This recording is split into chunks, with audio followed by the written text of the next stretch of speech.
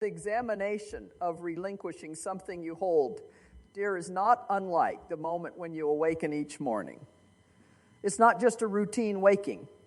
It's a reawakening to a profound purpose, a calling that transcends the boundaries of our physical world. You're a spiritual entity embarking on a spiritual voyage, and the scope of your life is more magnificent than you can presently comprehend. This is the enchantment of existence. Nonetheless, this remarkable spiritual odyssey comes with its distinct trials, and one of the most substantial is the challenge of attachment. All of us have certain people or possessions that we cherish deeply, treasures that we cling to with great affection. It could be an individual, a material possession, a job, or even an ideology. While love and attachment are entirely natural human sentiments, they become problematic when they evolve into idolizations.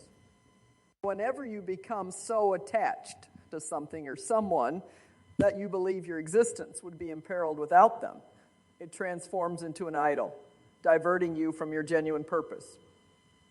During those moments when you say you can't survive without something, the universe pays close attention. It's akin to sounding a clarion in the spiritual realm, essentially summoning a lesson that you're meant to learn. These spiritual trials are the universe's methods of ascertaining where your heart genuinely resides. Are you devoted to your higher calling, or have you become ensnared in the web of terrestrial attachments? You find yourself gripping something or someone so tenaciously that you deem your existence in jeopardy without them.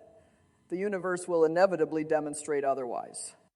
You'll face a tough but enlightening experience of not having that thing or person. It's not a punishment. Instead, it's a way to grow and rediscover your true self. This is the universe's approach to instructing you in the art of becoming your autonomous person, whole and complete in your own right. This concept echoes through the teachings of numerous philosophical and spiritual traditions, ranging from Buddhism's advocacy for non-attachment to Stoicism's endorsement of emotional fortitude. The universe, in its infinite wisdom, will examine your readiness to relinquish even those things you consider integral to your identity.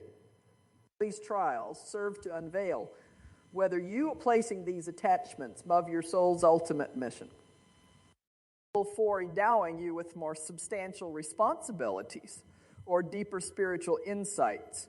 The universe seeks to ascertain your true allegiance. Is your heart so fixated on ephemeral terrestrial gains that you lose sight of the more majestic journey you are embarking on? So it's a test to see where your focus and loyalty lie. Are you controlled by your attachments, or are you actively involved in the bigger picture of life, ready to go with the flow of spiritual growth? To quote Rumi, you were born with wings. Why prefer to crawl through life? The universe invites you to unfurl your wings, to rise above the ordinary and the material, and to embrace your higher calling.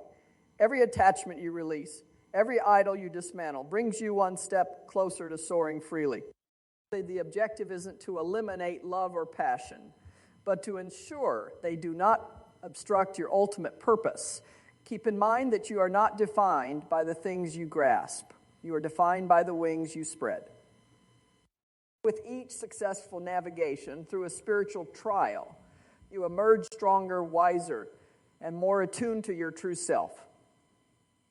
You come to realize that you are not merely a minuscule entity within an expansive universe. You are the universe experiencing itself. That is your higher calling, a life larger than life itself, and it is the journey you are destined to undertake, freed from detours and distraction.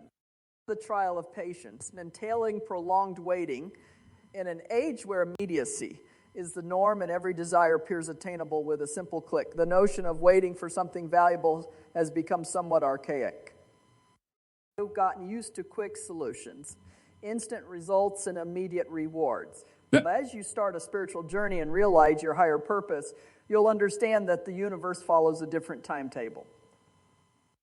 Patience is not merely the capacity to wait, but the ability to maintain a positive outlook during the waiting period.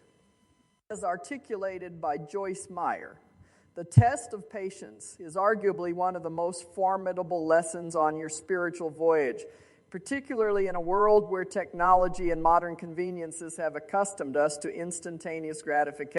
Waiting can seem like an ordeal. It may even feel as though something is amiss. You might question why a desired outcome isn't unfolding immediately if it is meant to be. Nonetheless, let's shift our perspective. These waiting periods, these pauses, are not mere gaps in time. They are deliberate intervals designed to impart a profound truth. Life is marked by ebbs and flows. The universe doesn't cause delays to punish us. It uses them to teach us how to handle life's uncertainties. Each delay represents a lesson, an opportunity for you to recognize that life does not invariably adhere to your pace or plans. However, this isn't a negative occurrence. It is a chance for personal growth. What is the universe attempting to convey during these moments?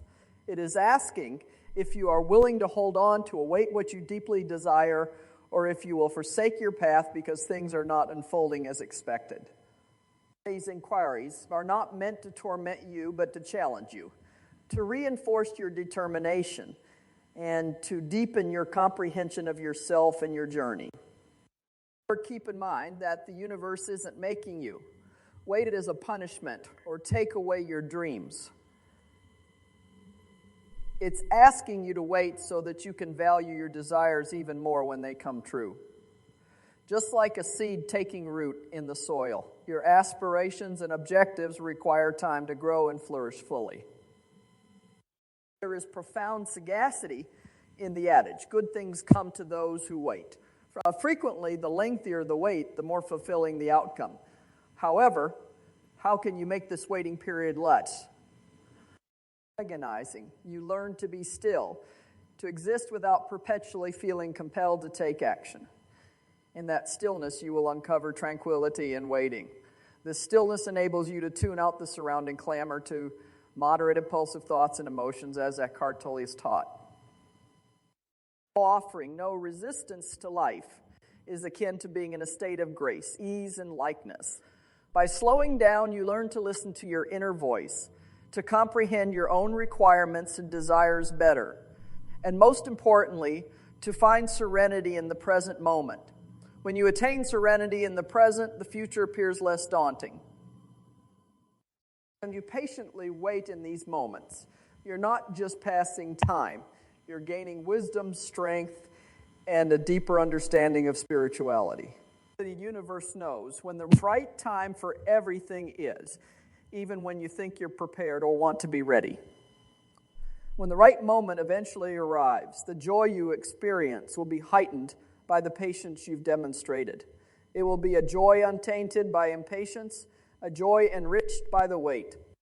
When you find yourself standing before a door that seems as if it will never open, remember that every moment you spend waiting is a moment that prepares you for what lies beyond that door. It is a moment that molds you into the person who will be ready to step through that door. And when it ultimately swings open, you'll look back on the waiting period not as time wasted, but as an essential segment of your journey. Your reward will be immeasurable, not merely material or tangible terms, but in the depth of your wisdom, resilience, and spiritual fulfillment. In life, every delay carries its own unique lesson. So wait, be still, and acknowledge that your time will come. When it does, you will recognize why every moment was indispensable. For what you await is worth the wait, and you are deserving of the journey. A trial of faith encompasses moments when everything crumbles around you. In the course of life's journey, there are instances that seem as though the universe has placed us upon the anvil of adversity, striking us ceaselessly until we feel we can endure no more. These are the moments when our faith is tested to its extreme, and our core beliefs are deeply challenged. It might seem like something is seriously wrong, but what if this is actually a significant spiritual test?